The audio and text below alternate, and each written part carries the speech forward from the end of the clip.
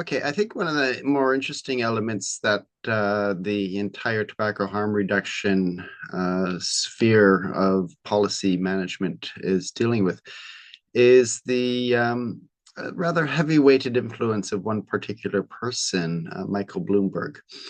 He spent 1.6 billion, not million, billion dollars on tobacco harm reduction, particular campaigning against smoking. And if you start to map out what exactly he's done with that, it's really quite a fascinating list of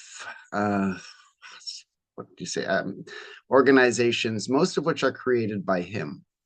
And we've seen this strategy before. And it's quite a remarkable way of doing business, so to speak, because they're all operating on what is of interest to Michael Bloomberg.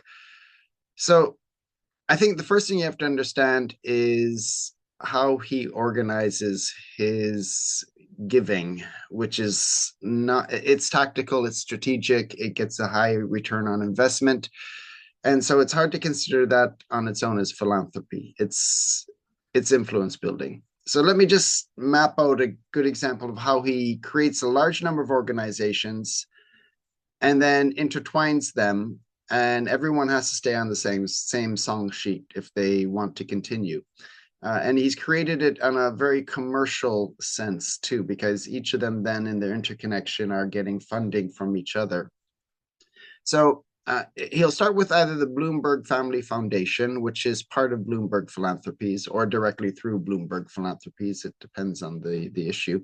And in the case of tobacco harm reduction, they fund the Bloomberg Initiative to reduce tobacco use. Okay, one organization. That then funds the Campaign for Tobacco-Free Kids, which, by the way, is tied but not directly connected to the Campaign for Tobacco-Free Action, which is the lobbying wing. Apparently, there's a big difference between a 501c3 and a 501c4 as far as how much money can be given to politicians.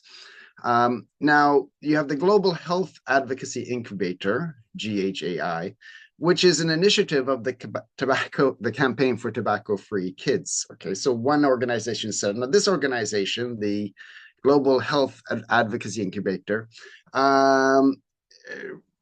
is receiving funds to make a grant. For example, they make many grants, but one is to the Coalición América Saludable in Latin America. You Which didn't then learn makes a Spanish at grant. school, did you, David? What? Coalición Salud de Sanidad. Okay, thank you.